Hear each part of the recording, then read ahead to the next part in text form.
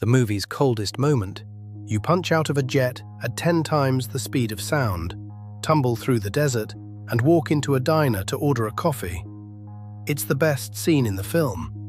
It is also, physiologically, a war crime against your own body, because the plane can do things you can't.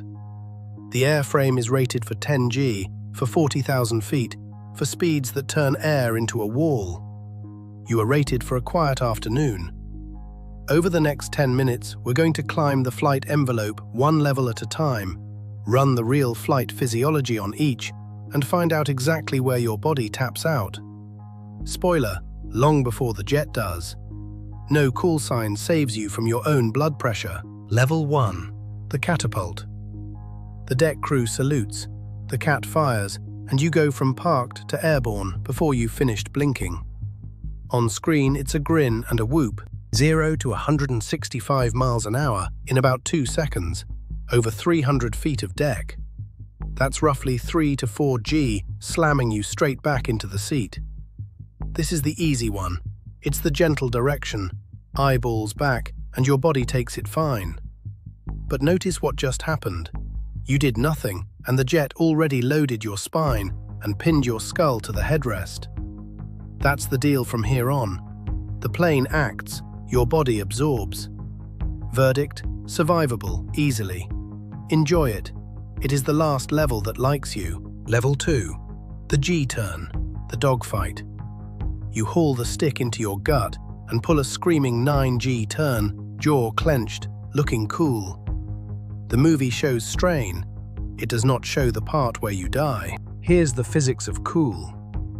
Under positive G, your blood gets heavier and pools in your feet, and your heart can't push it up to your brain.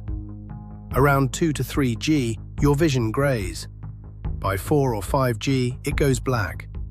A breath later, G-LOC, gravity-induced loss of consciousness, and it can hit in under 2 seconds. A relaxed human is already gone by 5 G. 9 G is only survivable because you're wearing an anti-G suit and grunting out a strain maneuver that buys maybe 4 more G between them. Forget either one, and 9 G means your blood weighs 9 times more and your brain gets none of it. Verdict: survivable only in the suit, doing the technique perfectly every time. Relax for 1 second at 9 G and the jet flies on without a conscious pilot. Level 3. The inverted pass. You roll inverted, shove the nose down to buzz the tower, give the cocky thumbs up. Blood, meanwhile, is going the wrong way. Everything that protects you at positive G is useless here. Push negative, and your blood floods up into your skull. Humans tolerate this terribly. Symptoms start at just -2 to -3 G. A pounding head, a swelling face, and redout, where your vision literally turns red as blood is forced into your eyeballs. Push to -5, and the small vessels in your eyes start to burst. There is no suit for this, no maneuver. The techniques that save you in a positive G turn actively make negative G worse. Verdict: the showboat maneuver is the one your body is worst at. A hard pushover is a headache you see in red, then a stroke risk, with no countermeasure to reach for. Level 4. The altitude. You're at the top of the climb, 40,000 feet, canopy glinting. Then the cabin pressure or the mask gives out. In the film, you'd notice and fix it. In reality, the problem with hypoxia is that you don't. At 40,000 feet, your time of useful consciousness is 15 to 20 seconds. That's not the time until you pass out. It's the time you have left to do something smart before your brain quietly stops being able to. And hypoxia doesn't feel like drowning. It feels fine.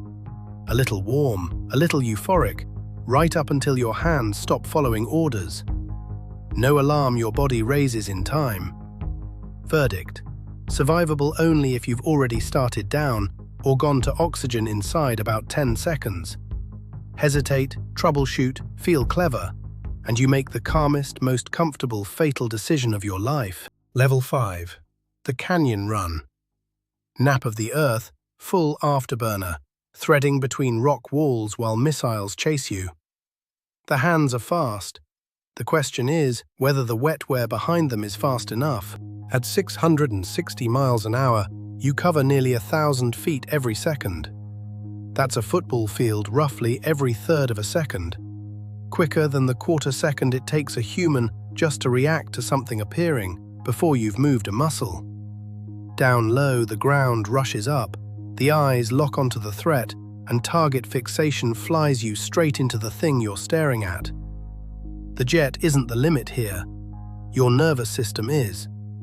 Verdict: survivable for the few seconds your luck and reflexes hold, and then the terrain arrives before your decision does. Level 6. The ejection. It's all gone wrong, so you reach for the handle. In the movie, that's the safe option, the rescue. Mechanically, you are firing yourself out of an aircraft with an explosive. The seat's catapult drives you up the rails at roughly 12 to 14 G, straight up your spine. That's why spinal compression fractures are the single most common ejection injury in something like 20 to 30% of people who survive one. And the moment you clear the canopy into the airstream, the wind does the rest. Above about 425 knots, it starts flailing your arms and legs hard enough to dislocate and break them. Verdict: survivable, and far better than the alternative. But you ejected safely still often means a broken back and limbs thrown around in a 400-knot hurricane. The handle saves your life by injuring you on purpose. Level 7. The Mach-10 Punch-Out. Back to that opening scene. The airframe is shaking itself apart, and you pull the handle at 10 times the speed of sound. Then, the dyno. Let's talk about the dyno. Real ejection seats are rated to around 600 knots. The most capable seat ever built was tested to about Mach 2.5, and that is the absolute outer edge of human survivability. Wind force climbs with the square of speed, so a Mach 10 airstream hits with something like 16 times the punishment of that record. No seat on Earth is rated within shouting distance of this. At Mach 10, the air isn't wind, it's a wall, and you hit it at a mile every 5 seconds. Verdict: unsurvivable, comprehensively. The single best moment in the movie is the one where your body is, scientifically, a red smear on the desert, and you are ordering coffee about 90 seconds later. Level 8. The Bailout. Say you punched out at a sane speed and the chute opened. You drift down under canopy toward the water, alive. The movie fades out here. Your body's clock is just starting. Hit cold water, and you get the 1:10:1.